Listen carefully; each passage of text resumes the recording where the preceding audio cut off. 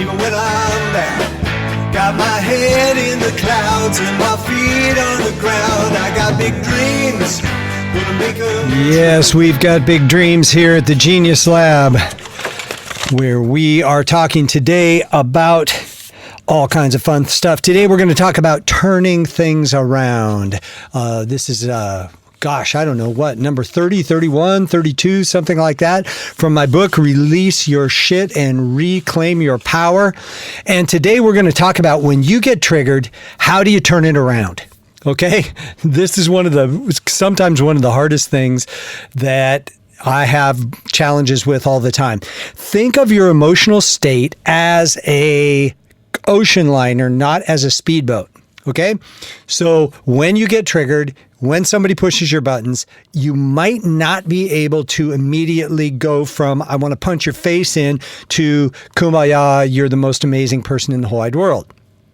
Okay, perfect example. I'm coming back from the airport like 3 days ago. The traffic's a mess. I'm in the left-hand lane. There's a lane merging in. I let a guy in, and then just as I'm moving up, this guy in this giant freaking pickup truck comes plowing up like inches from my bumper and crams. There wasn't enough room for his truck, so he just like threatened, did one of those threatening moves and came really close and kind of edged his way in and then slammed on his brakes. Oh, I got so mad. And okay, it wasn't worth getting killed over, so I wasn't going to jump out, tear him out of his truck and kick his ass. I just wanted to. So instead, what I realized was that I was in a heightened emotional state. I was really agitated. I was pissed off, and I was triggered. So what do?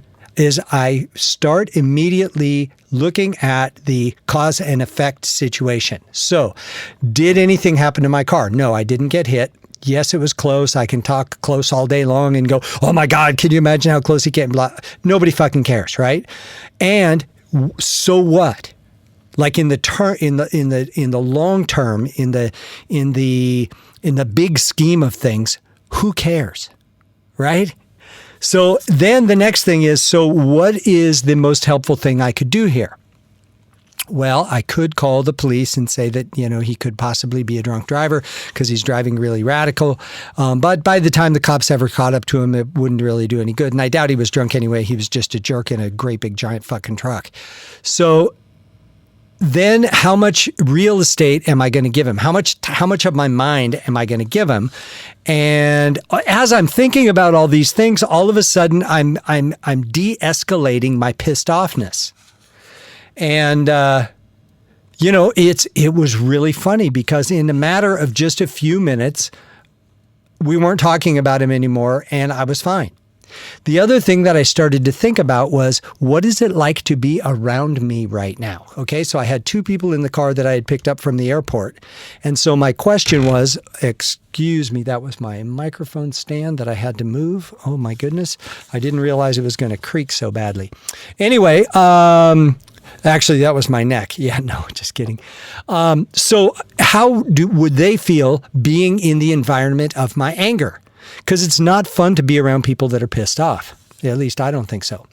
So what was really interesting is as I began to talk myself through, and this is a skill that I've developed as I've been doing this work, is talk myself through what the helpful aspects. Okay, so if I got on his ass and followed him through traffic and all this stuff, how would that help?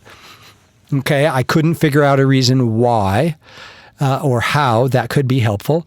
If I escalate the situation, how is that going to affect my passengers and my own state of mind? What are the consequences or possible consequences of that kind of action? And if I just let it go, what are the advantages? And I realized that, first of all, now I'm not so pissed off. I'm just like in traffic, just getting through it because I just want to fucking get home, right?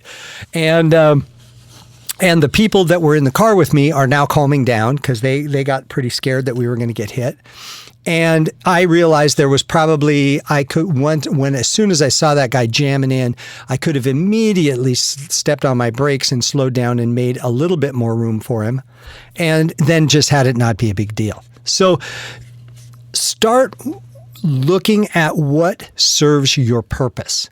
Okay. The biggest thing to turn things around, the biggest proactive step that you can take to turn something around once you start getting triggered is to ask yourself, how would this particular response or that particular response be helpful? Would it escalate the problematic aspects of the situation, or would it de-escalate? Okay? So this is some really fun stuff. Now, the cool thing is, your road rage is going to completely go away, or you're getting triggered by your sister or your brother or your mom or whoever. Because once you start looking at things from the perspective of your own advantage, like, how is this going to help me today? You go, well, shit, getting upset doesn't help a thing, right? It doesn't help a damn thing.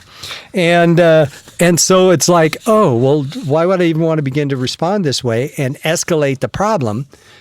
Rather than feed the solution. So sometimes I have actually found myself slowing down intentionally during traffic to not ride someone's ass who just pulled in front of me or who pissed me off. You can tell traffic's like my thing. Anyway, the other thing is, sometimes there are ways that I interpret what people say that may not be accurate, and I let it maybe get to me. Okay? So I make some assumptions about what they meant. I had somebody tell me, you've repeated this story 3 times, and I really appreciate that you repeating it all the time shows me that my mind is okay. I'm like, what the fuck do you mean by that? Now, I could have gotten really pissed off, because this person repeats stories all the time, which is really funny, because the criticism that we usually have on others is the issue that we have ourselves, consciously or otherwise. And so think about and pay attention to what you criticize other people for, and see what aspect of that criticism pertains to yourself. Just a thought. I know it sucks, but do it anyway, because what'll happen is your awareness will grow. You will learn to de-escalate situations. So I could be a smartass to this person and say, maybe I just need to tell the stories and you should be a little more sensitive and quit being so fucking critical. Or, you've told me like 20 times about your relationship and how fucked up it is, and you constantly talk about it all the time. And I've heard all of those stories like 50 times. So maybe your brain isn't as great as you thought it was. And so now, my first question to myself, how does that help me? How does it help me have peace of mind? How does it help me have peace in my heart? How does it help me build a relationship with this person who's a friend? Is there any comment that I can make or response that can assist in the situation? Or by responding in a particular way, am I just escalating the frustration or disappointment or whatever it is that this person's going through, or that I felt by having this thing said to me? Okay. So think about throughout the day, some people call it mindfulness and whatever. I mean, everything's mindfulness nowadays, but it's putting your mind towards a conscious decision for a helpful outcome. Okay. So if I want to get into a fight, then keep talking shit. Okay.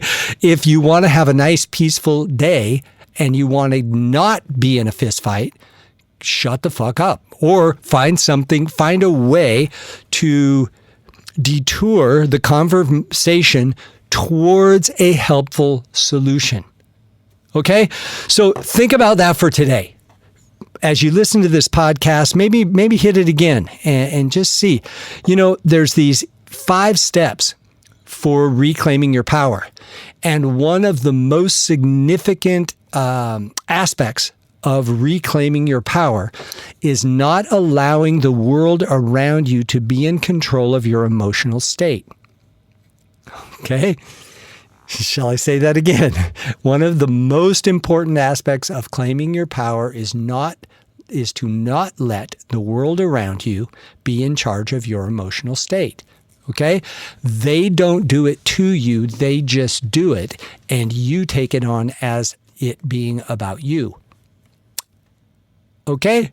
So, yeah, it sucks to hear that, doesn't it? But hey, once you own that, and nobody does anything to you unless you let them. You respond how you respond. When you get to understand what your triggers are, when you get to understand what it means to have your buttons pushed, and then you reframe